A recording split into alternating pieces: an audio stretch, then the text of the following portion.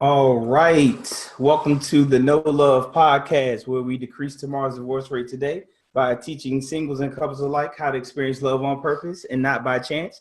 I am your host, Edward L. Fairley, accompanied by my wonderful and lovely co-host, Michelle Larkin. Michelle, say hi to the people. Hey world. All right.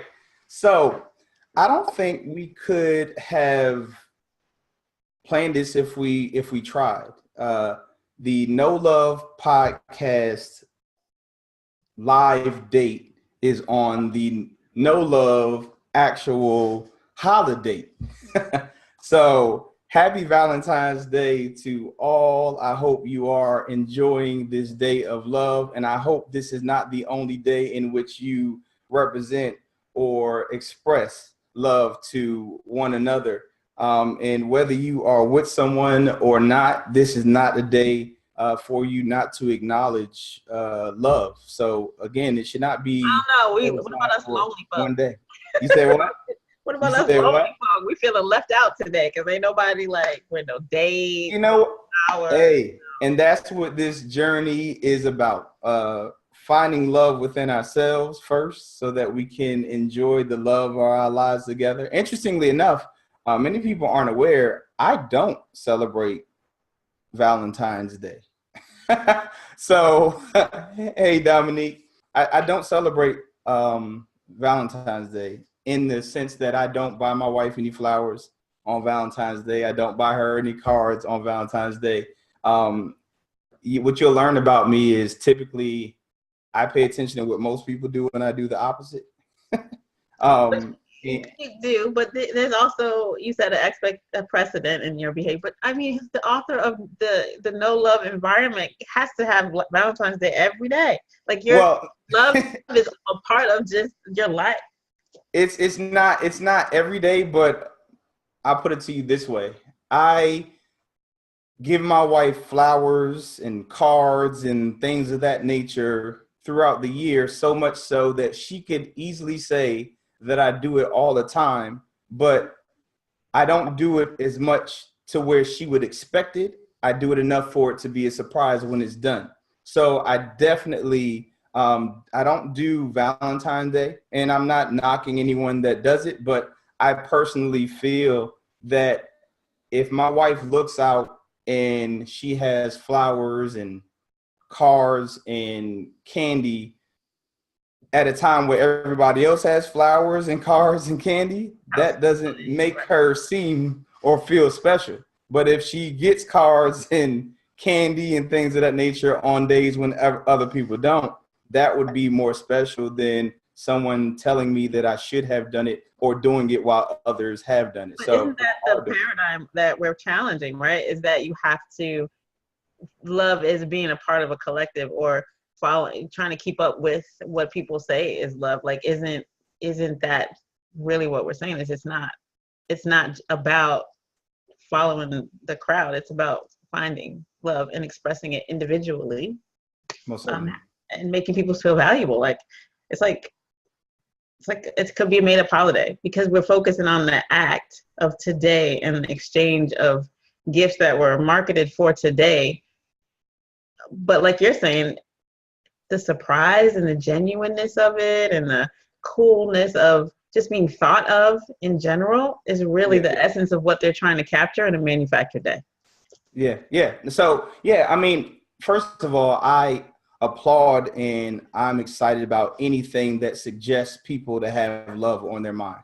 So, the fact that there is a Valentine's Day, that is absolutely amazing and wonderful. But as far as this show is concerned, we want love to be consistently on our mind and for it to be something that we're consistently intentional about, to where a holiday such as this would not determine whether your spouse, loved one, or anyone, or even yourself feels loved. So yeah, I'm definitely, again, not knocking anyone who has purchased the flowers and the candy and things of that nature. That is absolutely wonderful. I just personally don't do it. I would literally do it any other day but this day. That's just how I am. But enough about the holiday. Let's get into these topics. First of all, I want to say you all have been amazing. And even if I wanted to stop doing this, it's only been a week, and the actual responses and the emotional testimonials and feedback that I'm getting that literally has me sobbing in tears. I wouldn't be able to stop doing this. Clearly, people have been looking for a platform such as this to assist in them kind of going through this whole thing we call love, whether it's by themselves or with their companion. And I am just humbled that you all are taking the time to listen and even taking the time to respond or reply or even give feedback. So please don't forget your hashtag nines for those who are of you who are new. While we are live and whenever you see this on any kind of platform, the hashtag nine is basically the number 9 is the number of truth. So any time that you multiply 9 with any number, in its simplest form, when it's added together, it always breaks down to 9. So you can't escape truth, which 9 is the number of truth. So anytime you hear anything that you realize is truth or have an aha moment, please put hashtag 9 and share what it is that was that aha moment for you. So for example, for those who are just trying to understand what I mean by the whole 9 times whatever. So for example, 9 times 11 is 99. 9 plus 9 is 18. 18 is 1 plus 8. It always brings you back to 9. You can do that with any number multiplied by 9. If you add it up and bring it down to its simplest form, and in addition, by adding the actual numbers up, it will always go back to 9. So that's where the hashtag 9 is, and that is the representation of truth. So whenever you hear something and you're like, wow, I've been taught something totally different, this is clearly truth, put hashtag 9 as your aha moment and share, so that for one, I would know what to actually be diving into more from a topic standpoint, especially if I feel that there is a need for us to go deeper into the actual thing that you said, hashtag 9 for. So let's start with this topic. As far as the structure of the show, last show was pretty in-depth from a teaching standpoint. It won't be that in-depth on the actual shows. What those who are here, they more than likely have seen the actual card that represents what prompted me to actually do this topic. The card is actually from the No Love board game. The No Love board game is a game that people will ultimately play free via an app, where it teaches you how to self-counsel and coach yourself through the dating, relationship, and marriage phase. So with that being said, the topic of today is if lack of communication is one of the top 5 reasons that people get a divorce, why are people communicating ineffectively, or why is there such thing as lack of communication when it's apparent that communication is one of the top 5 reasons for the divorce? What is causing that? So what I wanted to do was go over the roots of poor communication today. Things that we don't realize are contributing to the reason why we are terrible communicators and we're failing at relationships because of it. So that's what we're going to dive into today. And interestingly enough, there's only 3 roots of poor communication. The first one is pretty obvious, but it really needs to be explained so people can understand. The first one is actually twofold, but the actual reason for poor communication, the first is words. And what I mean by words, I mean people have a vocabulary issue. And when I say twofold, so a lot of people don't have a vocabulary to choose from. They have a very, very small or limited vocabulary. So with that, if words are the pieces to a bridge to get a message across, and you don't have enough words to get that message across, then your messages are not getting to the person in which you're trying to communicate with. So if you have a small or very, very, very limited vocabulary, you're going to have a hard time communicating, which in turn will cause a lot of frustration and even arguments, because you're getting upset that you're not being understood. So is it because of that people have the same word means a lot of different things to them? Because their vocabulary is so limited, they may use like for a lot of different things and not convey the real intent of what they're trying to say. oh, most certainly. So well, we haven't even gotten to that part yet. I mean, just a lack of words. All right, for example, so I see this quite often. You might encounter a foreigner and you ask them something and they say, for example, no speak of the English. They don't understand.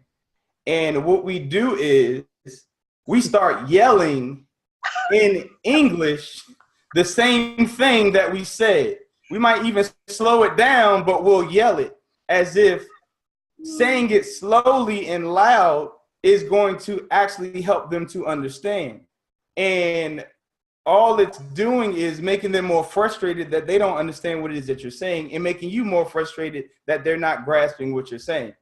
So instead of us getting an interpreter, we get upset and we raise our voice to try to get someone to understand that something that they can't.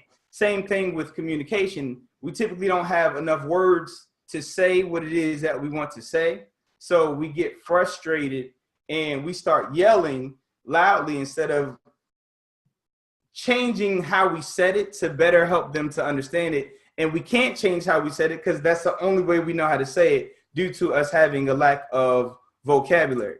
And I'm gonna shout out my oldest son who actually taught me how to have a better vocabulary, because when he was 5 years of age, he was running around my sister's house, around his couch, and he kept running around over and over again.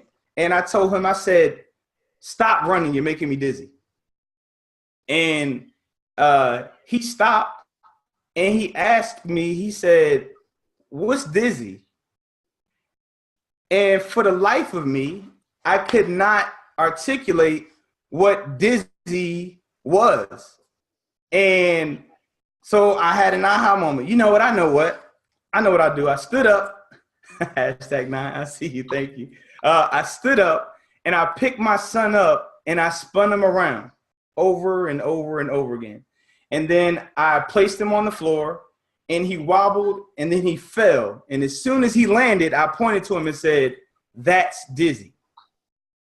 And he looked like, wow, I understand what dizzy is. But as soon as I got excited about my parenting skills and I was able to teach my son what dizzy was, I immediately got disappointed and sad, because I realized that if I cannot effectively express to my children with words what it is that I mean, they have to experience it for themselves. So that means if I can't explain the drugs or addiction or alcohol or anything of that nature in its simplest forms and words to my children, then they have to experience it themselves. So with that, I buckled down and I learned as much words as possible so that I could better communicate to my children, my wife, and anyone else that I had encountered and I wanted to relay a message to. Interestingly enough, I brought up the word relay. The second portion of the root of poor communication from the standpoint of vocabulary, it is not just a lack of vocabulary, but as you stated earlier, using words in a manner that does not align with the definition of the word. Now, I see this all the time. I see this too much times.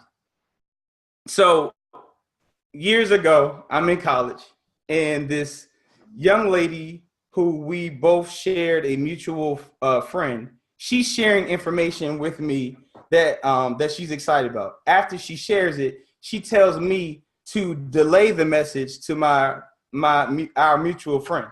So you know me, you know my personality, and those who don't know me, you'll learn as we go. I responded to her. I said, okay, so when can I tell him? And she was like, what? I said, well, how long of a delay is it going to be?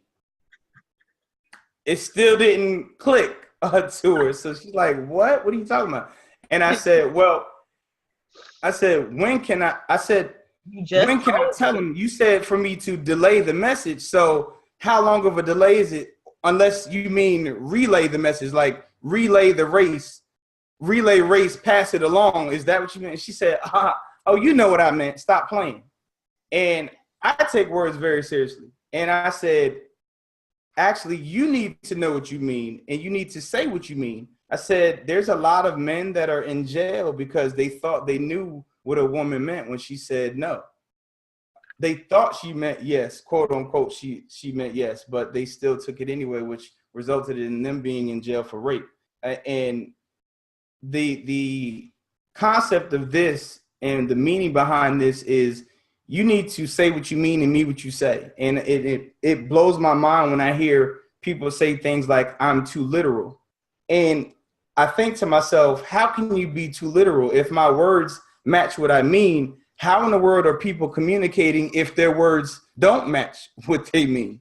Because we're lazy thinkers. We want a shortcut. We want quick.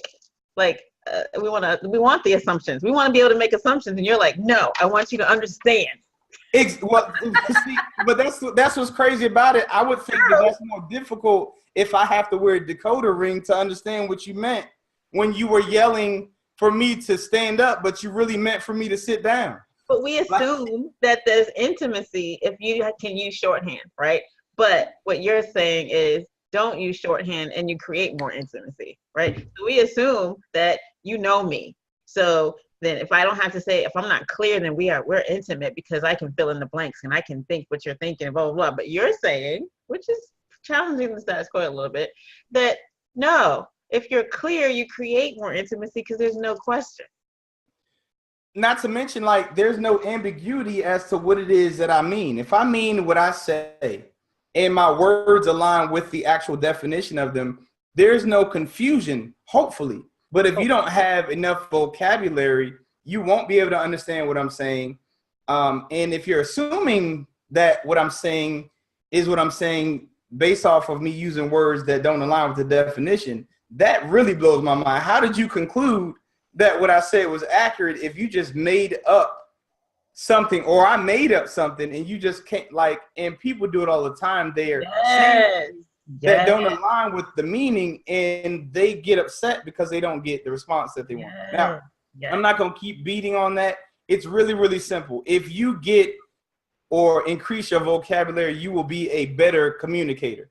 And when you do increase that vocabulary, please use the words in a manner that it aligns with the definition of the word. Because how in the world can you get someone to understand you if you don't understand you, or you're not using words that align with what it is that you're saying? So that's the first root of poor communication. Now, the last two are going to make people start feeling uncomfortable because it's challenging their years of belief and the years of teaching. So I'm gonna just go ahead and dive in and say I apologize in advance for the stuff that you all have been taught, but it's causing you all to communicate ineffectively. The second root of poor communication of the three after vocabulary is generalization of male and female. So I'm gonna start by saying, how do I start? What you think you know, you don't investigate and learn about.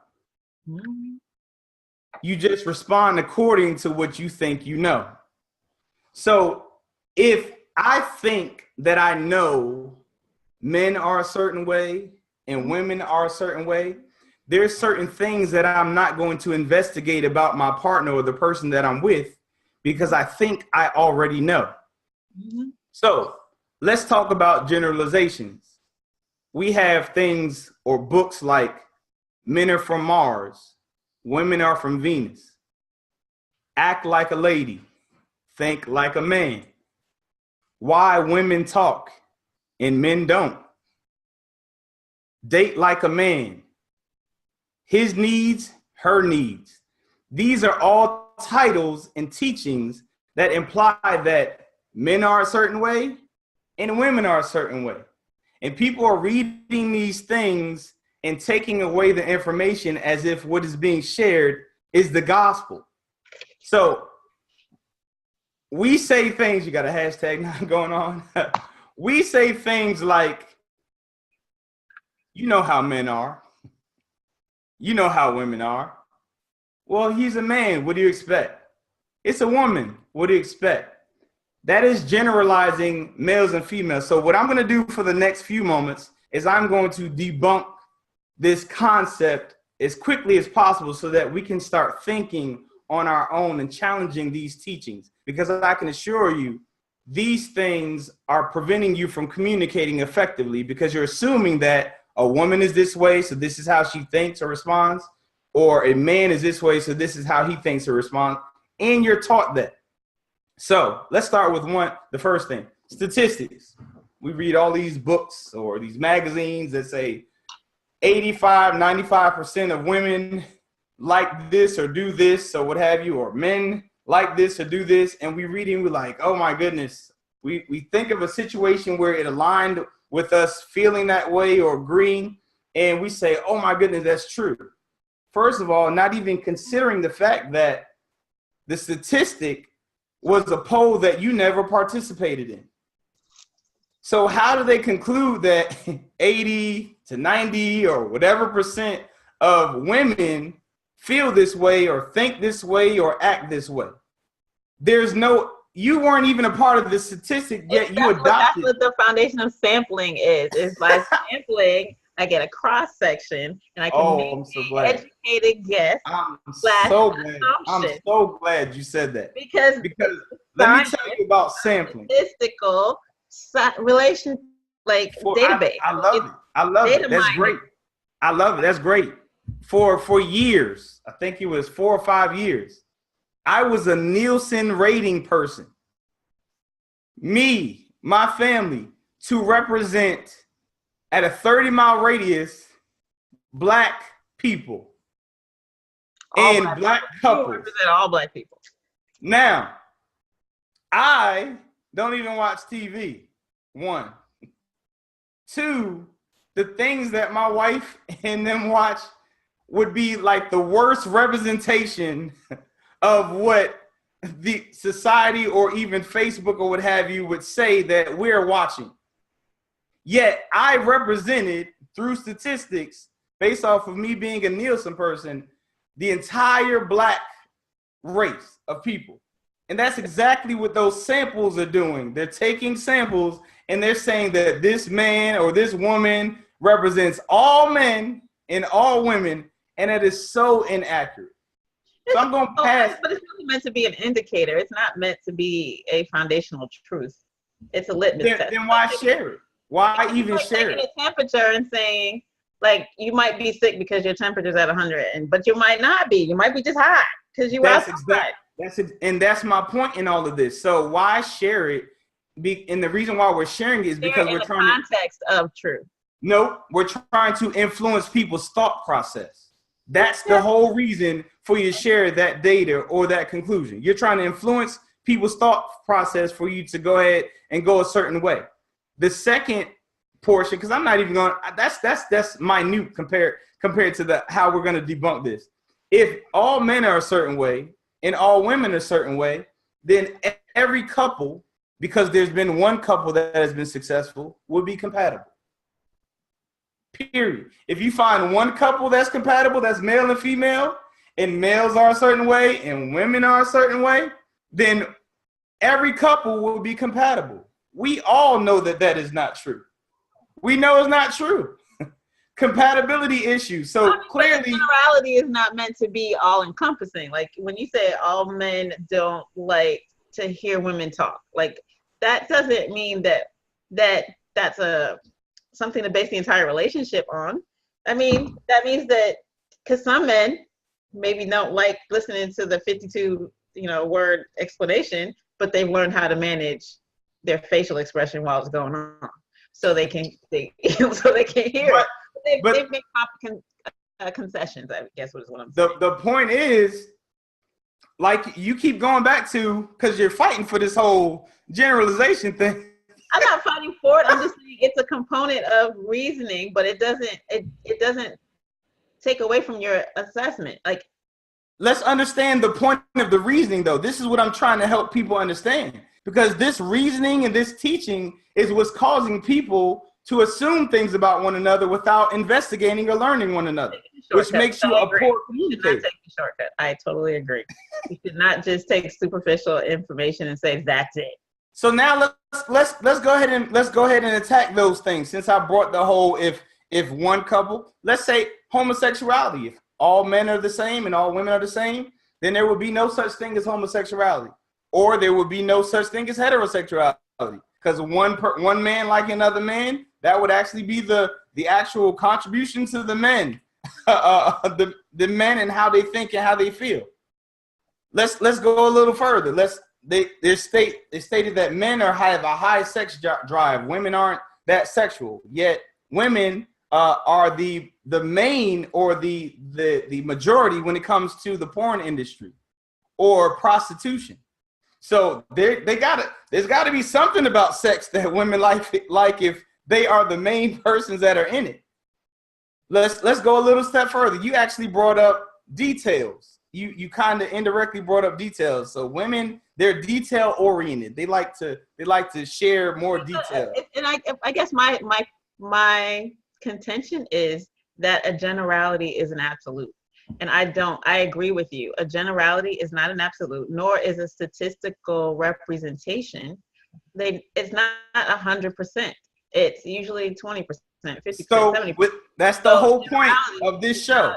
So basically what you're basically saying, which is going to go back to the first show, is law versus theory.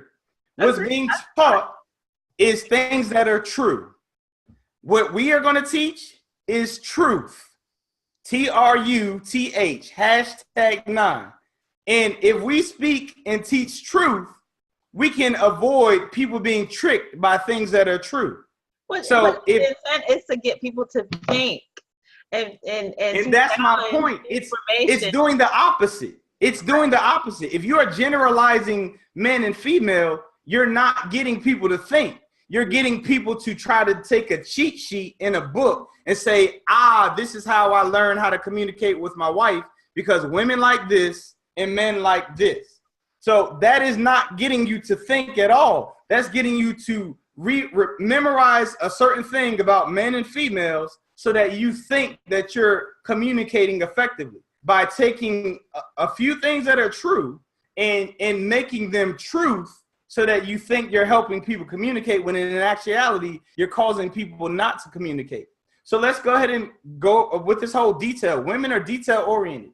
So you're so detail oriented that you keep on falling in the toilet. I disagree with the assumption, but I get what you're trying to say. You're falling in the toilet every time that the seat is up. So you either moonwalk to that toilet seat or you either moonwalk to that toilet seat or you miss the serious detail. Now, clearly, you can clearly just be moving along and by habit sit down, but we're talking about what we claim things are. So we talked about compatibility. I had a young lady tell me that, women, they need security. So that's what a woman needs in a man, and that's what she looks for in a man. And I'm like, she was like, so women need security. There is a difference between men and female, males and females. I said, well, do me a favor. Tell me one, and I'm not asking for a lot. Tell me one man that doesn't want to be secure.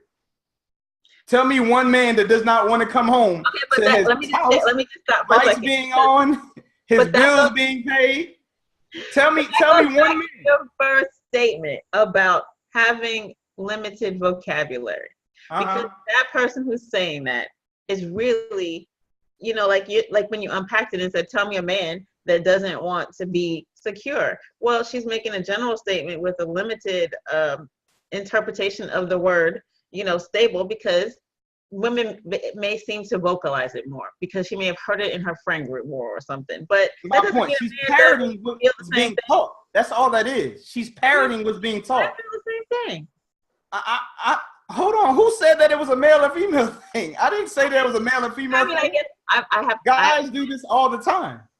Guys do it all the that time. statement was just like, what? I mean, I would have responded like, what? As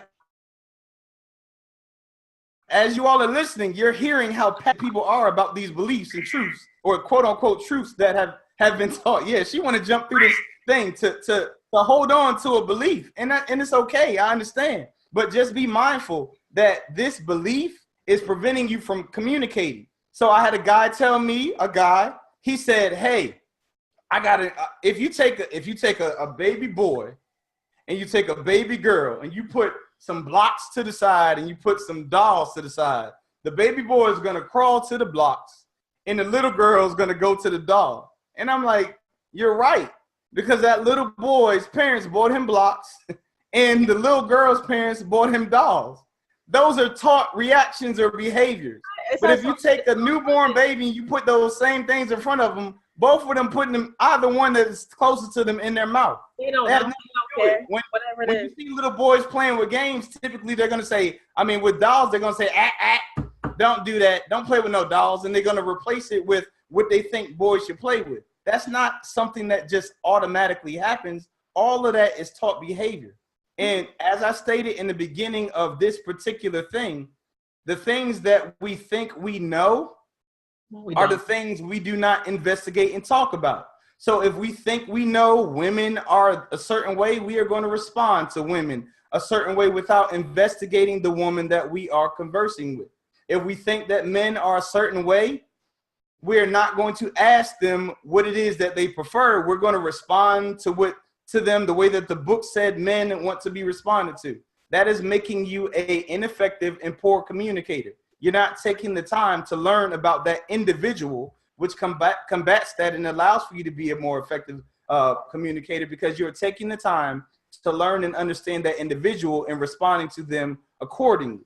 So that is the second root of poor communication. And if that made you upset, this last one is really going to make you feel uncomfortable. I'm not talking, I'm watching other people's comments too. So not just like people want to fight for, no, women are a certain way, men are a certain way. First and foremost, all right, let's go back to where this came from. Because we go to, men are the providers, women are the nurturers, and they're the cooks and all that stuff. That came from an era whereby women who didn't have rights to work couldn't work. So they were at home cooking, and the man came home expecting a meal. The man was out there working because he could, so he went and saved money, and he brought it back home. So he was the provider. And because we had that going on for all those years, those were the roles that were in people's minds and adopted as the way things are. Mm-hmm. Fast forward to now, where horsepower does not any longer mean real horsepower, because people are not riding in horses and carriages. People are not still doing the same thing, but they had the same thought process. So they're teaching that women are a certain way, which they were taught to be that way at that time frame, and it's still going on. It's conceptually like, not sure if you heard about the actual experiment of the 5 monkeys. It was an experiment of a social experience about 5 monkeys. They were sent into a room that had a ladder and bananas at the top of the ladder. So clearly, when the monkey sees the bananas, they start to climb the actual ladder to get the bananas.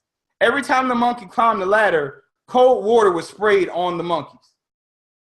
So they would drop down from the actual ladder and leave the actual banana alone. Ultimately, as they started climbing the ladder, the other monkey would actually fight any monkey that tried to get on the ladder, because they were getting sprayed with cold water when they tried to climb the ladder to get the actual bananas. So after a while, when every monkey realized, I'm not going to get any banana because I don't want to be wet and I don't want to get beat up, they stopped climbing the actual ladder. They eventually started replacing each monkey with a new monkey. They took one out, put one in. The new monkey saw the banana. Tried again. Yep. And the other monkeys beat that monkey's tail and did not let him get to the actual banana. And this kept going on, and they slowly would replace the monkeys with a new monkey. Ultimately, there was, at the end, 5 monkeys who'd never been sprayed or never been sprayed. They're fighting anyone from going from up the ladder. And conceptually, this is exactly what's going on with us from a communication standpoint. We have been taught so many years that men are a certain way, women are a certain way, and it's been repackaged and formed in a manner that tells people that. And we, unfortunately, are acting as the monkeys, thinking that something that is not necessarily true or going to happen is going to happen, and we're responding accordingly. We're the new monkeys, but we have the same logic and philosophies of past monkeys who've never had that experience. So I think that there's in the monkey scenario there, for those people say, okay, so everybody knows I'm a no love student, right? So my paradigm has been shifted, and so I may find myself, and I have found myself, talking to friends from a more either tolerant, more accepting, stereotype, demystifying approach. But there are times when I may get a lot of pushback, or like, why are you not worried that you're not having a Valentine's Day today? Like, why did you not ask, so-and-so out? And, well, why is that not a problem? Because my paradigm has shifted, but it's very challenging to be the monkey who still believes that I can still get the banana in the midst of people who are like, or the other monkeys who are going, you better get off the road. But there's still the ingenuity of figuring out a way to get up there is still in us. So given the opportunity and with the light on and given the information, I think that what's cool about this conversation is that it's not a permanent state. Yeah. It's not that you have to even leave the monkeys you're around. Sometimes it may be that I just don't have to believe or agree with you, but I'm gonna get my banana. Yeah. Like, I'm gonna get my banana. But at the same token, conceptually, it's a mental fight and a people fight, because they're like, you don't do that. Men don't do that. Women don't do that. So you're actually combating your parents. It's an uphill swim. Quote unquote, it's an upstream swim. Yeah, these quote unquote gurus and professionals that are teaching you that men are a certain way and women are a certain way, when in actuality we are just individuals, period. And if we treat each other as individuals, we will become students of one another, and we will learn about one another in a manner that we will respond accordingly to one another. So the reason why I'm very effective in my communication with my wife is because I'm a student of my wife. I know exactly what it is that she wants, likes, and needs, because I've been studying her as an individual. I have not come to conclusions based off of things that I had with other or experiences I've had with other women. And that's another thing that we do. We take an experience that we've had and we see the gender of the person that did it, and then it aligns with the teaching. So now that's truth. When we don't want to be categorized, especially as African Americans, they show us on TV in negative ways, and then we get upset and we say, "Hey, we're not all like that." They're not actually giving a great depiction of how we are as a people. Yet we will allow someone to say that I'm like other men or I'm like other women, and generalize us according to quote unquote studies of other males or females, and vice versa. So this is what I'm trying to get people to do. Like you said, it makes us want to think, but in actuality, it's preventing us from thinking. And I want us to actually think. So if we stop generalizing one another, we will learn about one another and respond to each other accordingly. All women are not the same. All men are not the same. If they were, we all would be compatible. And we clearly know that that's not true. So again, if you thought that was kind of uncomfortable to question what you've been believing all these years, and feel free to type in whatever kind of beliefs you think about women to be a woman's thing or men to be a man's thing. I will gladly. Matter of fact, that's what. Go ahead. You got your hand up. Go ahead. Say it. Well, I mean, because here's the thing. We're talking about behavior. and we're talking about filtering. And part of what we do all day is categorize, filter in order to make quick and fast decisions so we can move through a very fast-paced life. And in some ways, it does benefit us to do that kind of filtering. But it's making a conscious effort in order to develop a true, honest, strong, healthy relationship, to not treat the interpersonal relationships that you're trying to invest in the same way you do everything else in your life. Like, it's making a conscious effort to, quote, know love. And that's the challenge here, is not to say that this idea of generalizing is useless, because it does help us sort. However, it's only one behavior in a lot of them, and we have to be critical thinkers, right? So we're not cattle. We shouldn't just take one piece of information and just run off with that that's the decision, nor should we engage in a relationship with the filter from all the relationships we had before and come in here and make this assumption, all my 7 boyfriends that I've had were all non-talkers. So therefore, you, Joe, are not going to be a talker. So I'm going to start out with, you don't talk, so blah, blah, blah. Like, that's not investing in the relationship. That's making an assumption and trying to have a shortcut to get where you are. But that filter should be challenged, is what I'm saying. Like, when you find them, you notice them, you should challenge them. Well, answer me this. If that is the case, what is the whole point of teaching if it's not truth? And this is, I'm going to always go back to this. If the generalizations, as you stated, help you guide, but it's not always the way that it is, why would you teach it at all? Why would you teach people to start looking at men a certain way, or women to supposedly help them guide themselves, when in actuality, the only reason why they're acting that way is because they were taught to act that way?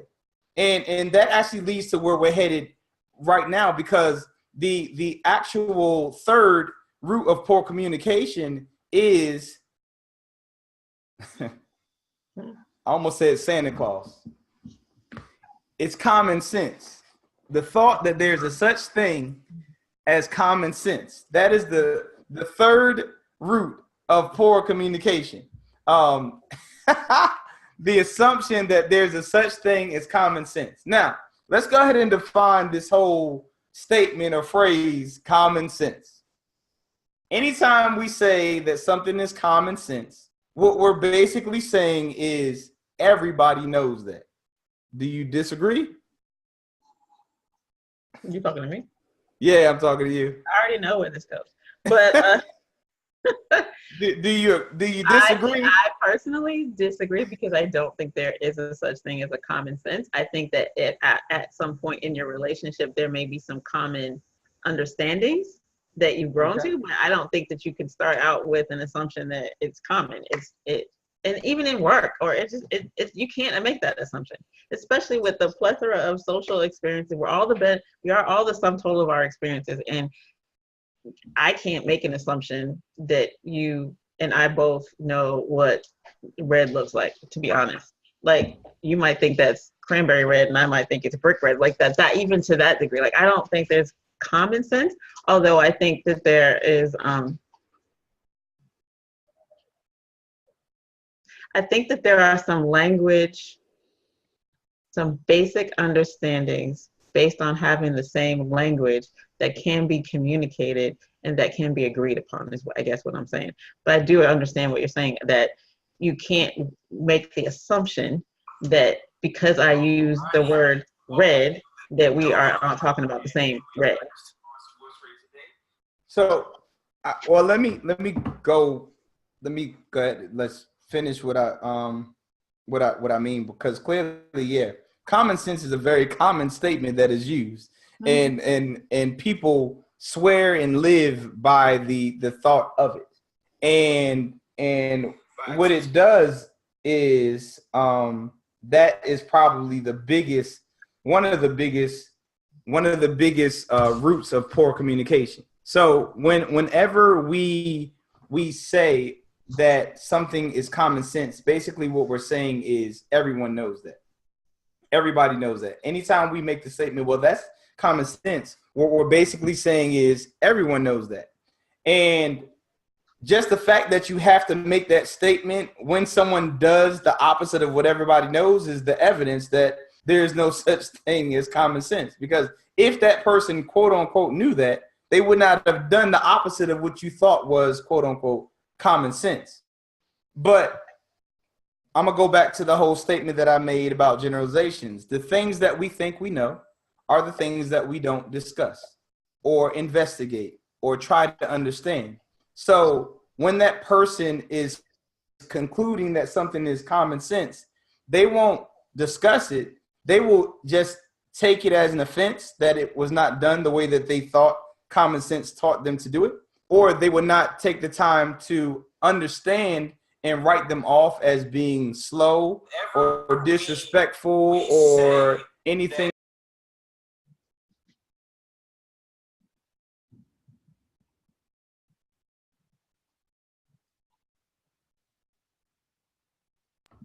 I'm sorry, because of that, they miss out on opportunities to know and understand their mate or the person that they're conversing with.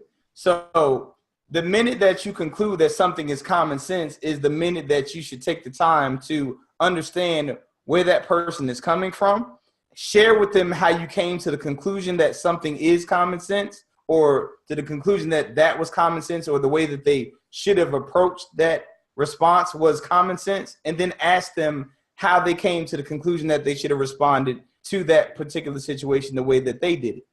And the a good example of that would probably be, I remember when I was probably 13 or 14. It was in the summertime, probably 2 weeks or so before the actual 4th of July. And this guy came and visited from the came and visited his family for that particular week in Virginia, and we heard some firecrackers go off. And after we heard the firecrackers go off, he dove head first into some bushes. And we're looking at this dude like, what the heck is wrong with him? Common sense to tell you it is a week or so before 4th of July, people have firecrackers, so they're letting off firecrackers. What is wrong with him? And after a while, we found out that this guy was actually from South Central LA. And when he heard pop, pop, pop, that meant you need to get down or else you're going to get shot. So had we been where he was from and we heard pop, pop, pop around 4th of July, we would have stood and been the ones looking ridiculous to him because we were not in his environment. And common sense is stuff that we are taught based off on our environments, based on our family, and based on our life experiences. And our experiences are so powerful that we conclude that our experiences are everyone else's experiences, and we don't discuss those because we come to the conclusions, even though there's different types of learning styles.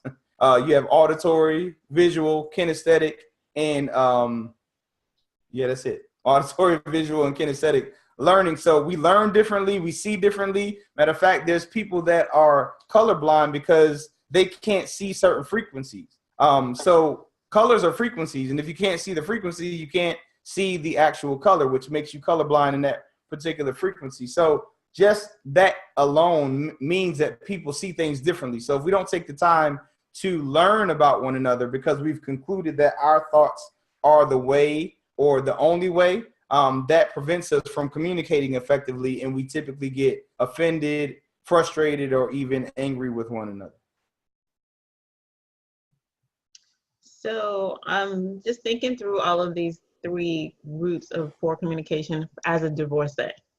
That's good. So I'm not currently married. I'm not in a relationship, but I've learned to communicate better over the years. Uh-huh. But while these things that you're sharing are areas that you are encouraging people to be mindful of, it has to be taken in the context of the noise that is involved in the marriage, right? So to be a good communicator, I have to take some time to intentionally even spend time on that, other than taking care of this or living, just living. Like, you don't even realize that there's a issue with communication until typically there's a challenge.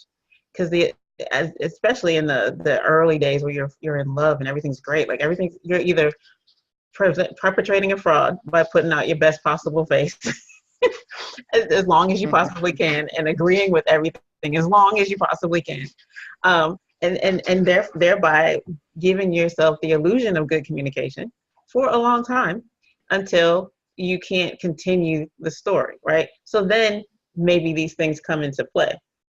But I understand the premise of no love being, if I can help people avert that challenge by teaching them to communicate younger, earlier, trial and error, yeah, that's great. But 9 times out of 10, we're going to be coming to you, or this scenario, having lived through poor communication, perpetrating, faking the funk, having emotional barriers that filter for us, right? So for me, people pleaser, I can fake the funk as a good communicator forever, because I'm going to try to make you happy. So it doesn't matter whether I'm hurt or not. Learning to get through that, true, but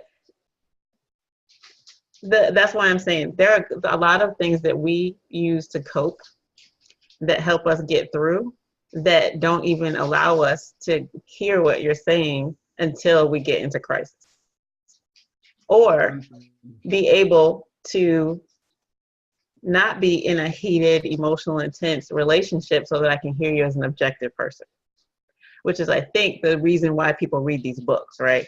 Is because I'm triggered something that I probably need some more information. I probably need to go look out for this stuff. And then they start filtering it. And your ability to challenge the status quo, obviously touch a nerve, which we clearly had fun doing. Rare. But at the same time, I mean, I recognize these are all very valid points coming out of a divorce where I experienced all of these things. But I wouldn't say that I knew them until I had a chance to step out of the scenario and look back, if that makes sense.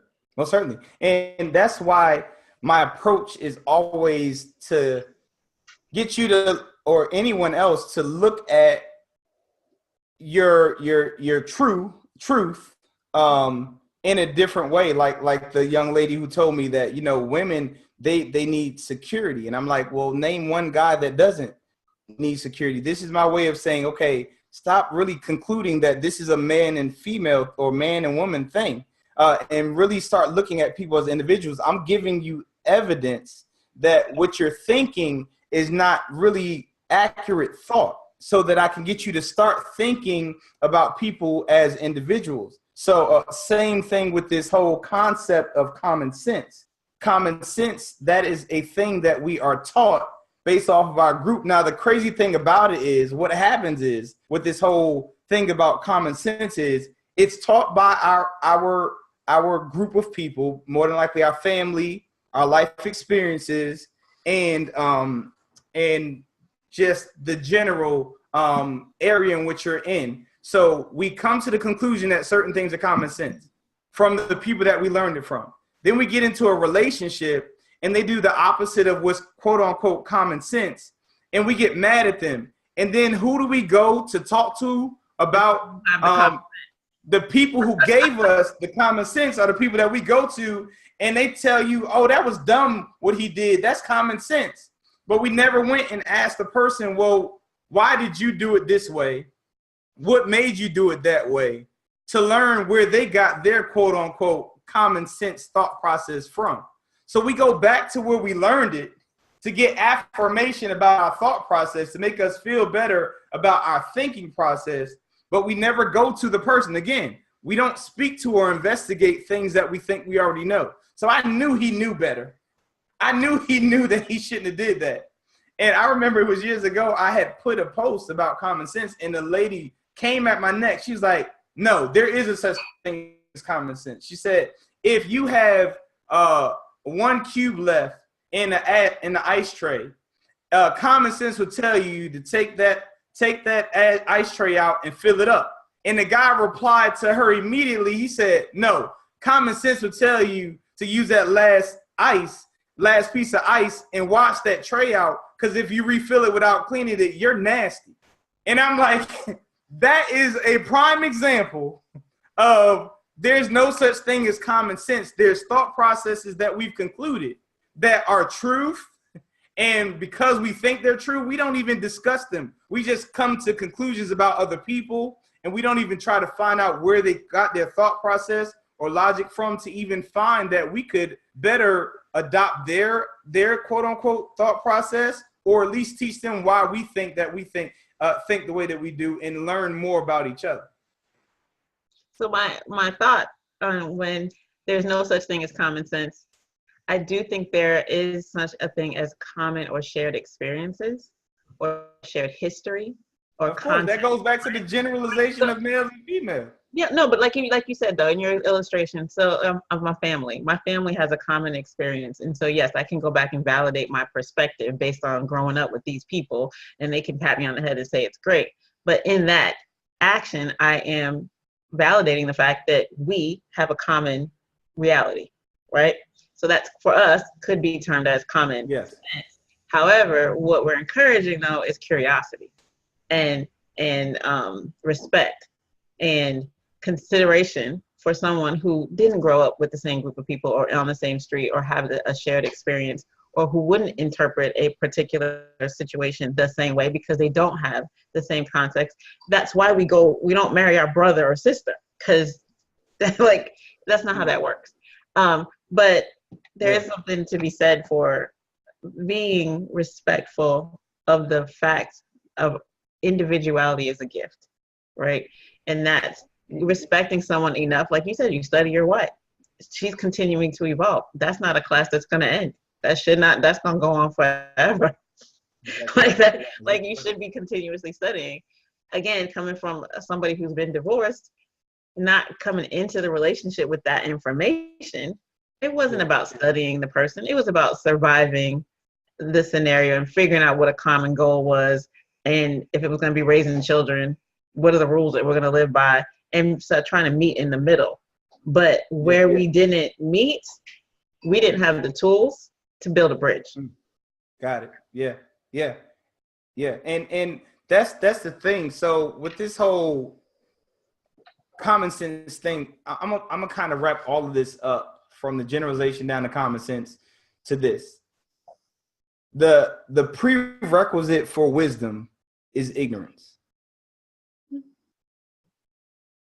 The minute we think we know things, we stop learning everything. So the whole concept of understanding or looking at people as individuals forces you to learn about people correctly.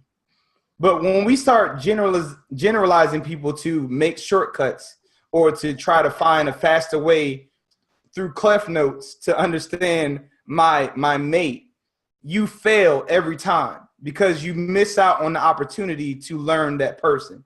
So illusions like common sense, that phrase, or generalizing, you know how men are, you know how women are, is what's preventing you from effectively communicating, on top of you not having a good choice of words to choose from in order for you to effectively relay a message. And I just saw it was an actual depiction or a video of these persons that were out trying to sell a new kind of milk, cold, and they're like, taste it, and people are tasting it. Oh, this is good. This is sweet. It's more smooth and everything. And they was like, what kind of? And it was like, it's dog milk. Yeah, you see your face? I wish they could see your face right now. It was dog milk.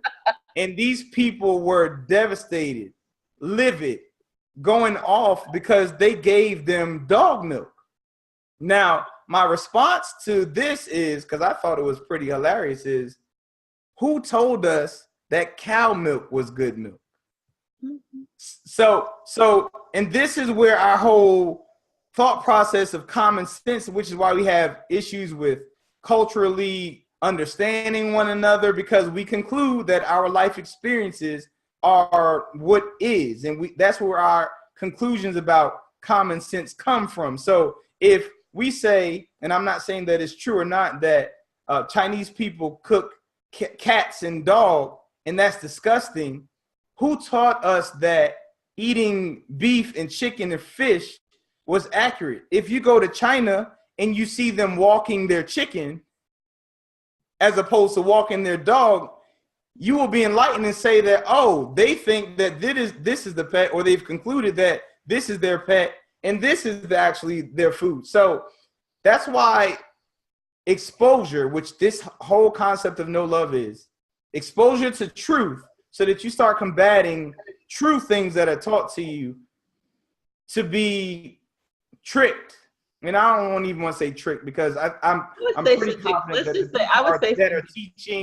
the people that are teaching are sincerely trying to help, and they're using what has assisted them in their success in their relationship. So I definitely do not think that there's ill intent behind it, but I do want us to be mindful of what we're taking on from a teaching standpoint and applying to our lives, so that you can see how detrimental teaching such as that can be to your actual relationship. I also think that it's again, critical thinking is a lost art. That's my personal opinion. Yeah. I think that self-reflection and self-awareness is something that is trending right now, partly because it was a whole generation that wasn't doing it. So we woke up and went, oh, wait a minute, let's look myself in the mirror, do a little journal, do a little something, and look inside. But then the next step to that is why no love is so important, is because you can't, once you start looking inside yourself, if you don't change your full paradigm, you've really not made the full adjustment. You know, you have to, this is what we're talking about, is changing the paradigm in which you relate to other people, which first starts with how you relate to yourself. And again, coming from somebody who's single, who's not married, who is hopeful, hopeful. But at the same time, listening to being a good communicator means valuing your own voice. Because if you can't value your own voice, and you can't value someone else's, you know what I mean? And truly hearing them. Like I was writing down when you were talking that we all want to be seen and heard, and being lumped in as common, right? Some common sense, or you're all women this or all men that, doesn't make me feel seen or heard or valued or important. It just makes me feel like okay, and I'm just like Valentine's Day. Like, I am a woman, and on Valentine's Day, you're supposed to buy me flowers. And so I got the flowers, so I checked that box, and so, okay, we're done. Or I'm supposed to get married, I'm supposed to go to the wedding. So I find this guy, he looks like this, I put him in and check the box, but I haven't been seen, and I haven't been heard, and I haven't been connected with. So how can I know love? That's right, because you're not necessarily being loved for you as a person. You're being loved as a package that was presented to make a sale. Which is a generalization, right? So a generalization is just throw a package out there and say, hey, I'm going to relate to you in a general way because I think you relate to me in a general way. So we're going to do what a general relationship looks like. And it looks like 2.5 kids, picket fence, a dog. And, that's it. Like, then we wake up, and I'm testifying a little bit, but then you wake up going, what the heck? Where are we going? What are we doing? But I think that what we're trying to also say is slow down. Yeah. Well, I mean, the best way that I can really conclude this show, because we are at the end of the show, is outside of the words. Words, again, that's something that is going to take practice. You need words in order for you to be able to communicate, period. And your words should match the definition of the words in which you use. So you should be literal in your speech. So that's definitely a little soft sometimes, because how your non-emotional self is like, but it's just true. So yeah, you definitely have to get your vocabulary intact. But I'm gonna end it with this. There's a story of a woman who was cooking ham for the first time for her husband, and she was cooking ham, and she cut a big portion of the butt of the ham off. and she threw it in the trash. And her husband was like, why in the world did you cut the butt off the ham like that? Irony, but a ham is a butt. But that's a whole nother conversation.